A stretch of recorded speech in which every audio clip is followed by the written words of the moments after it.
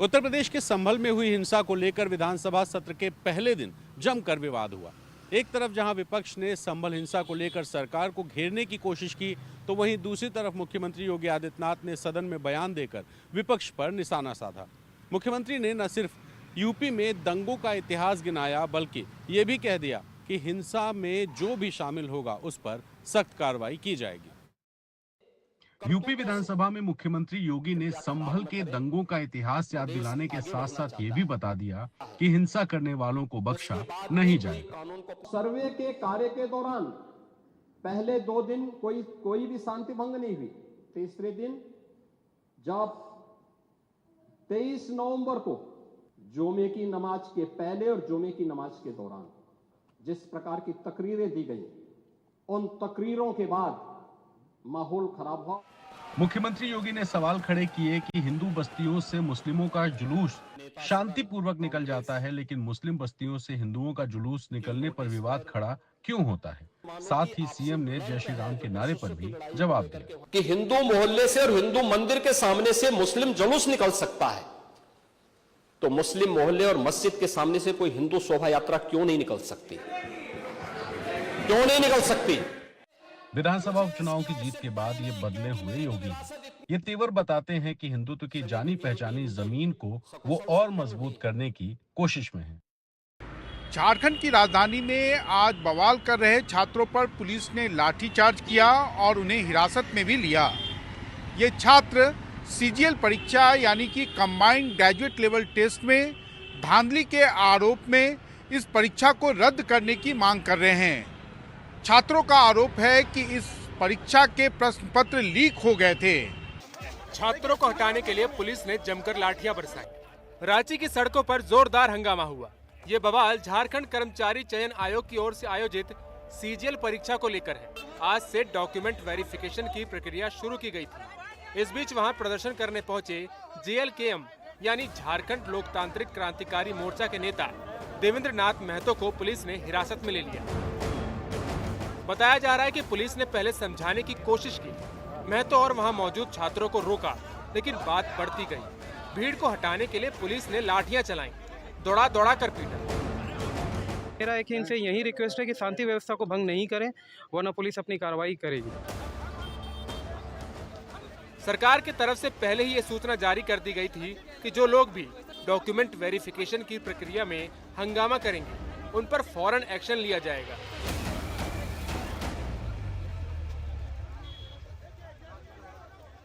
बिहार लोक सेवा आयोग ने पिछले 13 दिसंबर को हुए बापू परीक्षा परिसर में हुए लोक सेवा आयोग के परीक्षा को रद्द कर दिया है। इसका कारण वहां छात्रों के द्वारा हंगामा करना था। 12,000 के आसपास छात्रों को इस परीक्षा को दोबारा देना होगा।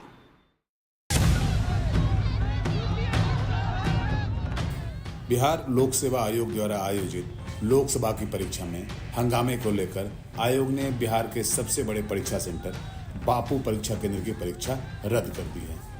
ये सोची समझी साजिश का या षड्यंत्र का पार्ट लग रहा है, जैसे कि जिला प्रशासन ने इस बात की आशंका व्यक्त की है।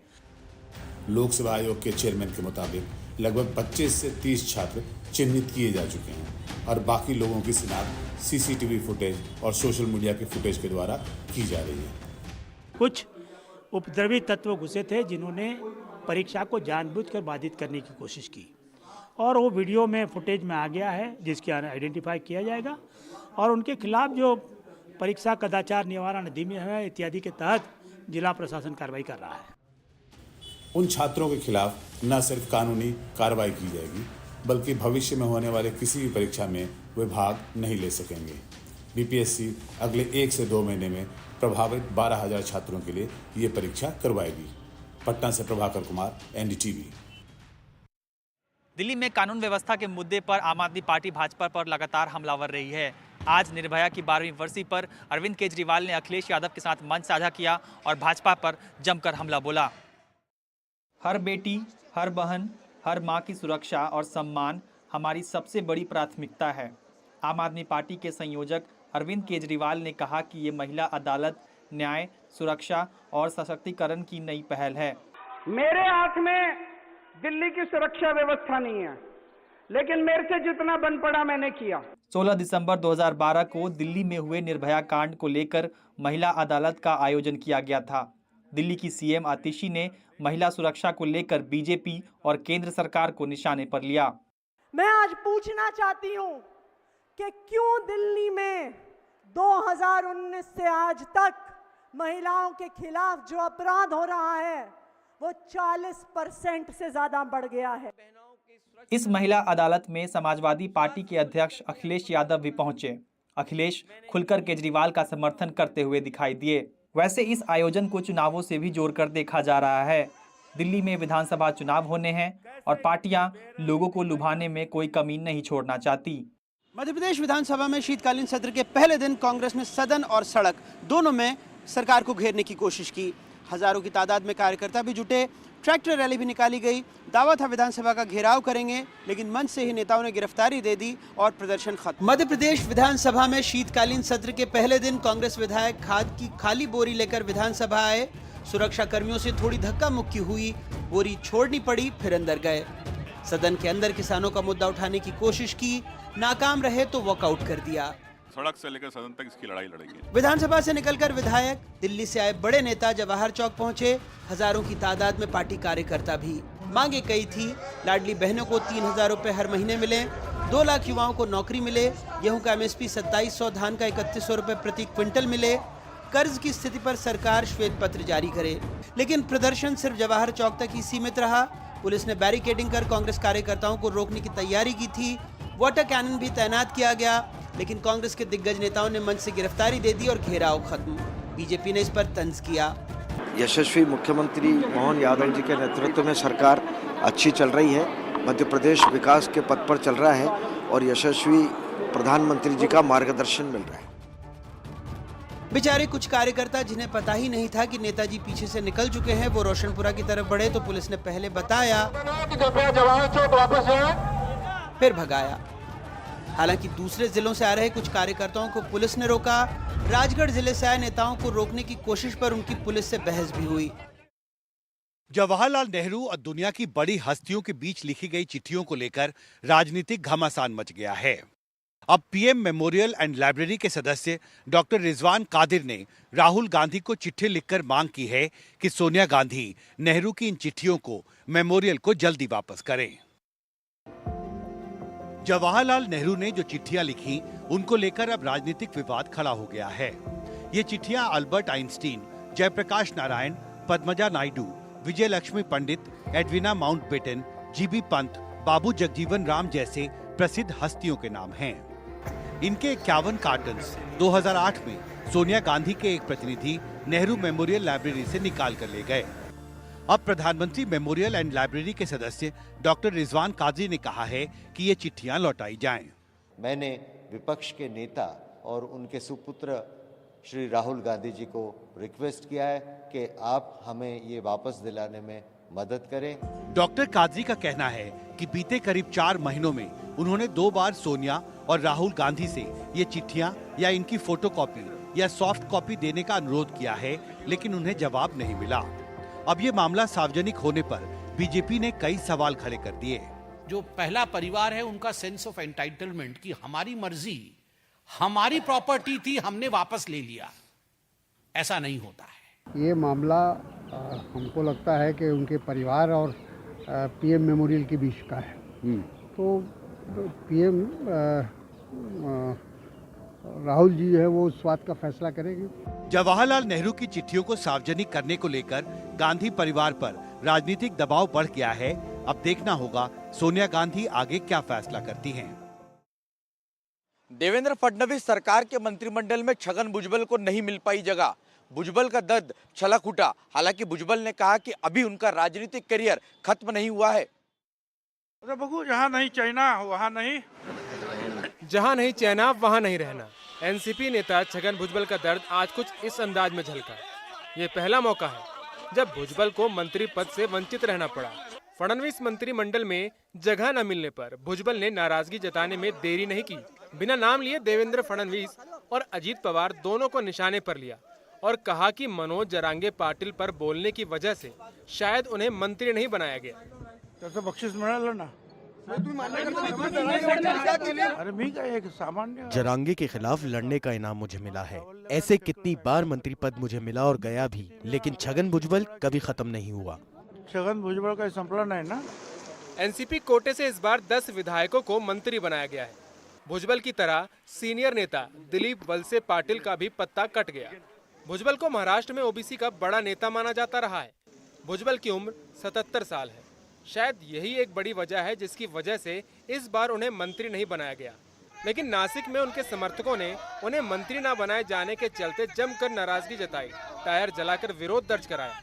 भुजबल भी नागपुर का सत्र छोड़कर समर्थकों से मिलने नासिक के लिए रवाना हो गए। बिहार के बहुचर्चित चारा घोटाला की तर्ज पर क्या कर्नाटका में पीडीएस घोटाला हुआ है? कंट्रोलर एंड ऑडिटर जनरल की रिपोर्ट इसी तरफ इशारा करती है। निजी वाहनों के कुछ ऐसे बिल सीएजी की पकड़ में आए हैं जिन पर उनकी क्षमता से 30 गुना ज्यादा अनाज ढोया गया, जो कि असंभव है।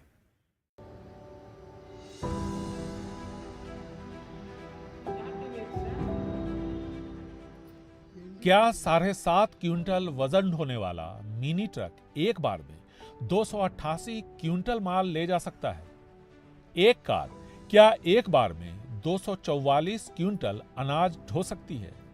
सीएजी की रिपोर्ट में ये सारे सवाल उठाए गए हैं जो बिहार के चारा घोटाला की तरह कर्नाटका में पीडीएस घोटाले की ओर इशारा कर रहे हैं। रिपोर्ट में बताया गया है कि एक मिनी ट्रक ने 2 बार 280 क्विंटल से ज्यादा अनाज ढोया। एक 3 व्हीलर ने एक ट्रिप में 300 किलो अनाज ढोया। 7 जिलों में 2510 ट्रक की पे स्लिप दी गई। इनमें से 1725 ऐसी गाड़ियां थी जिन्हें माल ढोने की इजाजत नहीं थी। जो सीएजी की रिपोर्ट विरोधी दलों की सरकारों में सिर्फ उनको लेके हंगामा करते हैं, तो ऐसे तो नहीं चलेगा।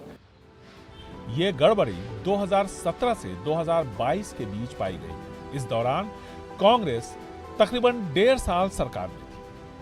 कांग्रेस जेडीएस की साझा सरकार 1.5 साल और तकरीबन 3 साल बीजेपी की सरकार शासन में थी। केंद्रीय गृह मंत्री अमित शाह ने आज बस्तर में उन लोगों से मुलाकात की जिन्होंने अपनों को खोया है नक्सली हिंसा के दौरान, और साथ में उन्हें ये भी याद दिलाया कि लगातार केंद्र और राज्य सरकार की कोशिशों का ही नतीजा है कि पिछले 1 साल में 14 टॉप कमांडर्स जो हैं वो मारे गए हैं। दिल्ली आने से पहले उन्होंने एक सुरक्षा का एक जो है सिक्योरिटी रिव्यू भी किया, जिसमें उन्होंने सुरक्षा बलों को एक डेडलाइन दी अगले 15 महीने में कि नक्सलवाद जो है वो छत्तीसगढ़ से खत्म किया जाना चाहिए।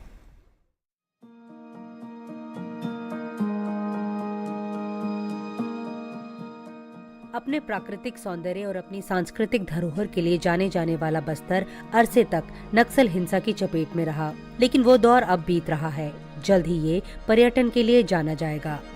मैं आज फिर से एक बार छत्तीसगढ़ की जनता को भरोसा दिलाना चाहता हूं कि आपने फिर से एक बार विष्णुदेव जी पर भरोसा किया है। हम सब कटिबद्ध है छत्तीसगढ़ को 31/3/2026 के पहले नक्सल मुक्त करने। केंद्रीय गृह मंत्री ने सोमवार को रायपुर की समीक्षा बैठक में नक्सलवाद के खात्मे के लिए प्रशासन और सुरक्षा बलों को अगले 15 महीने दिए। शाह ने छत्तीसगढ़ की सरेंडर नीति की सराहना भी की। पिछले 1 साल में 287 नक्सली मारे गए हैं, करीब 1000 नक्सलियों को गिरफ्तार किया गया है और 837 नक्सलियों ने सरेंडर किया है। दिल्ली रवाना होने से पहले केंद्रीय गृह मंत्री अमित शाह ने यहां सरेंडर कर चुके नक्सलियों और शहीद के परिवार वालों से भी मुलाकात की।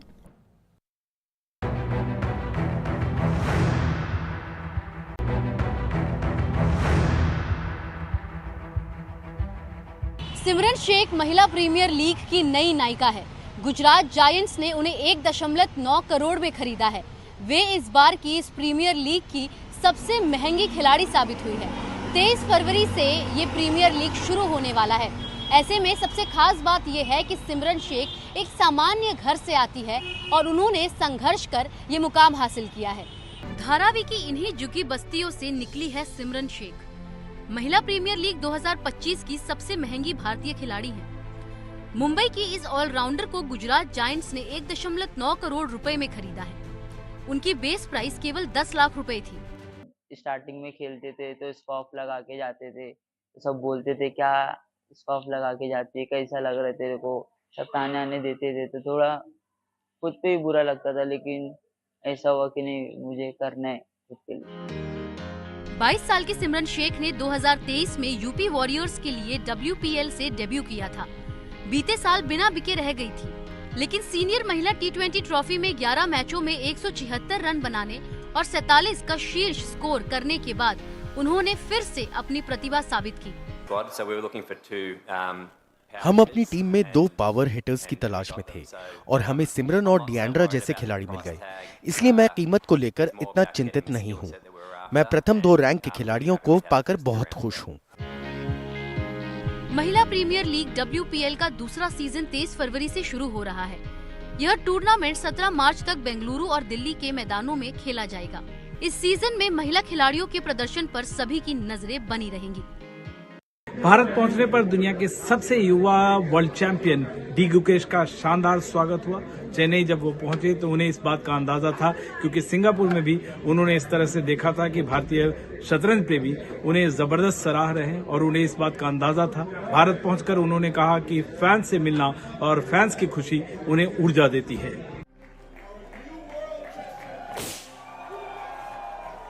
आप सब अद्भुत हैं, आप मुझे काफी ऊर्जा देते हैं।